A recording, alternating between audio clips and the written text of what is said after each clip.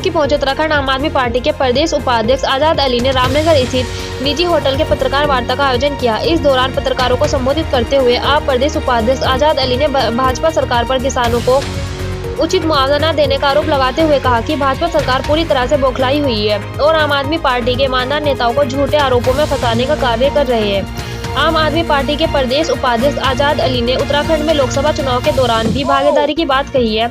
उन्होंने भाजपा सरकार पर हरिद्वार में आई आपदा के दौरान किसानों के नुकसान का उचित मुआवजा न दिए जाने का आरोप लगाते हुए कहा कि सरकार किसानों के हुए नुकसान को लेकर गंभीर नहीं है।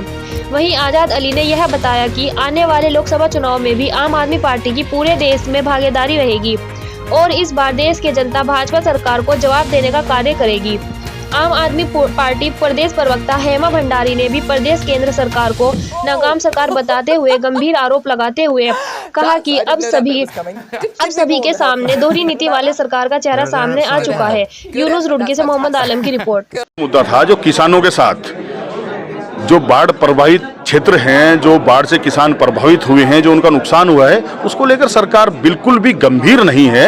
लगातार विपक्षी दल, कई सारे संगठन, किसान संगठन आवाज उठा रहे हैं, लेकिन सरकार की कान पे जूं नहीं रेंग रही है।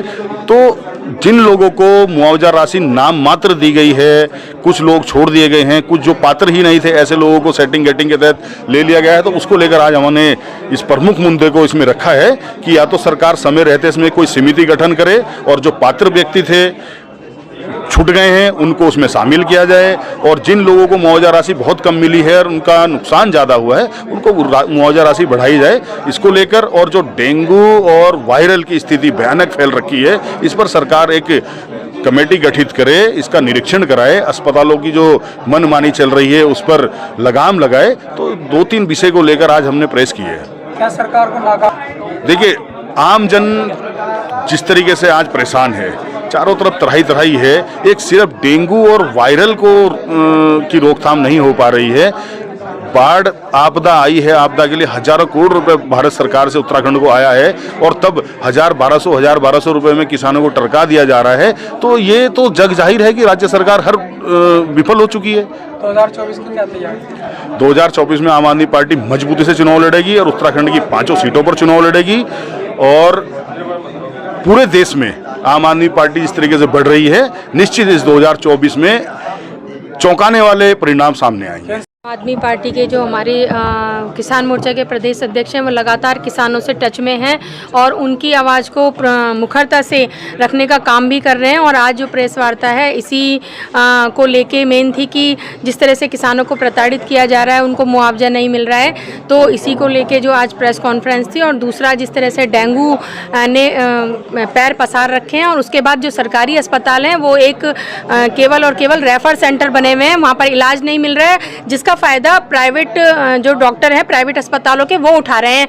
और प्राइवेट अस्पतालों में जो भी अस्पताल अधिकतर देखना, आपके जो प्राइवेट अस्पताल खुल रहे हैं बिल्कुल कुकुरमुत्तों की तरह, तो वो संरक्षण में नेताओं के, ये भाजपा नेताओं के रिश्तेदारों के होंगे, जहां पर ये लूट खसोट हो रही है। लेकिन उसके बाद भी सरकार ने आंख बंद कर रखी है और कई सारी मौतें हो चुकी हैं।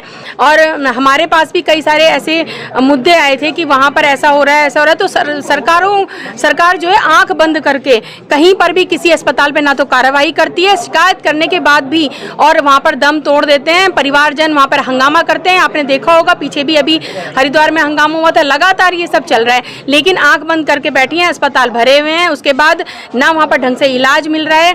तो ये स्थिति बनी हुई है, बिल्कुल स्वास्थ्य जो सेवाएं हैं चरमराई हुई हैं। और हमारे जो मंत्री हैं बिल्कुल नाकाम, खुद को भ्रष्टाचार जीरो टॉलरेंस की सरकार करने वाली, आज जो सरकार बताती है कि जीरो टॉलरेंस की, भ्रष्टाचार से युक्त सरकार है, भ्रष्टाचार मुक्त नहीं है। और हर मोर्चे पर फेल है। आप महिलाओं के लिए देख लो, तो महिला में बेटी बचाओ बेटी पढ़ाओ की बात करते हैं, और कहाँ पर महिला सुरक्षित है? आज तक अंकिता भंडारी के केस में VIP का नाम नहीं पता चल पाया। लगातार सड़कों पे आवाज, जो भी अगर कोई भाजपा का भी उनका कोई बोलता है ना, तो उसको ये बाहर कर देते हैं, उसको निलंबित कर देते हैं। तो ये तो विपक्ष की क्या आवाज़ सुनेंगे? लगातार हम लोग इसकी मांग कर रहे हैं, लेकिन इनके कानों में जूं नहीं रेंग रही है।